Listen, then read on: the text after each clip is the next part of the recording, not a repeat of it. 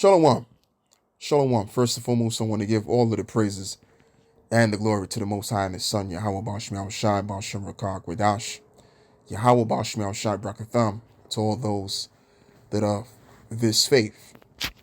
Just quickly, because I forgot to mention of the other half of some information that I want to bring to you, brothers and sisters, too, concerning this topic.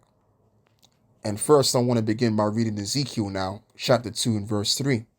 And he said unto me, Son of man, I send thee to the children of Israel, to a rebellious nation that have rebelled against me.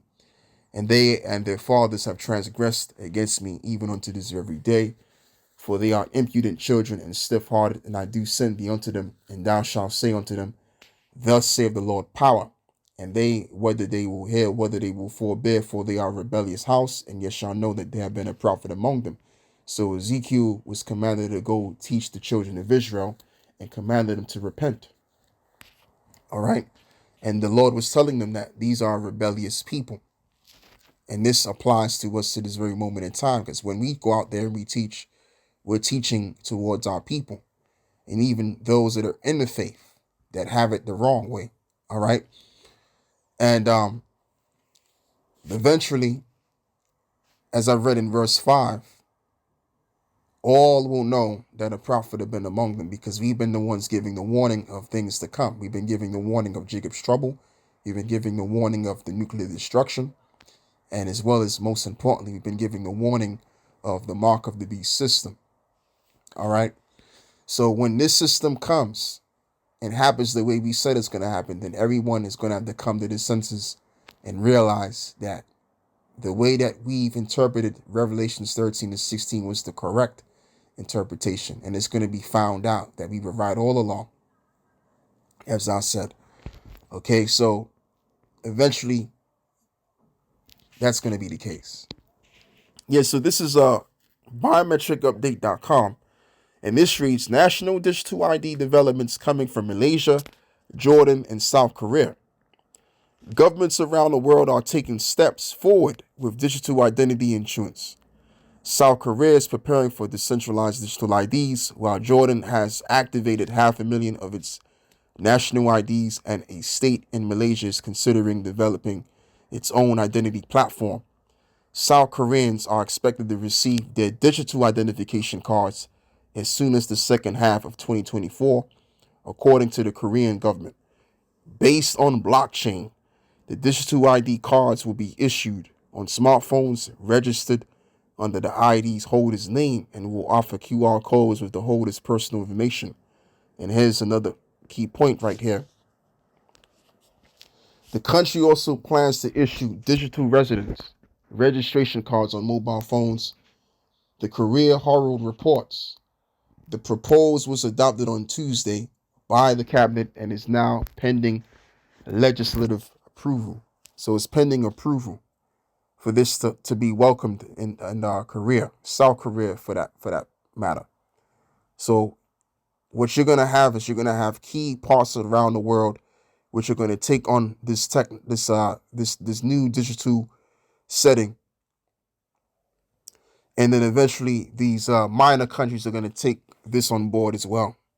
Eventually, and as well as they're having pushbacks in Japan, as this says too.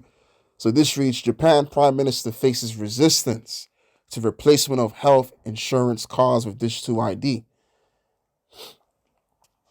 The Japanese government troubled My Number digital ID program has done little to quell concerns about incidents of mishandled personal data, particularly those related to disability certificates.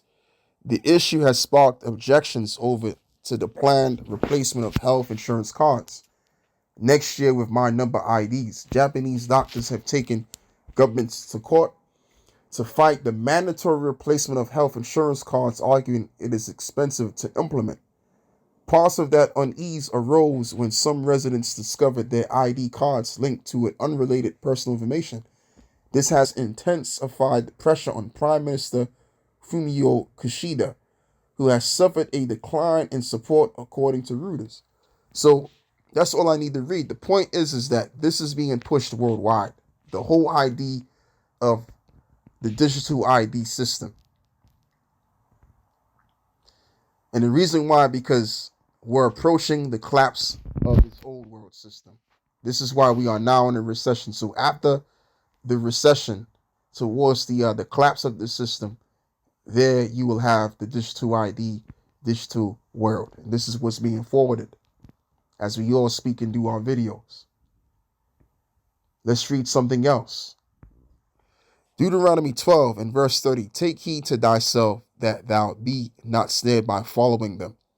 After that, they be destroyed from before thee, that thou inquire not after their powers, gods, saying, how do these nations serve their gods? And even so will I do likewise. So the same way we was told by Moses to take heed to these Canaanites, we have to take heed to these devils, man, these Edomites, because they're pushing something that's basically going to change our life for the worse.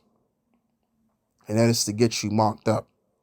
So if you're teaching lies, or if you're following someone that's teaching lies, you're going to be led and ensnared by taking that mark, and you will be destroyed just like those that are trying to be gods. As it is also written, though hand join in hand, the wicked shall not go unpunished. All right? So we have to take heed.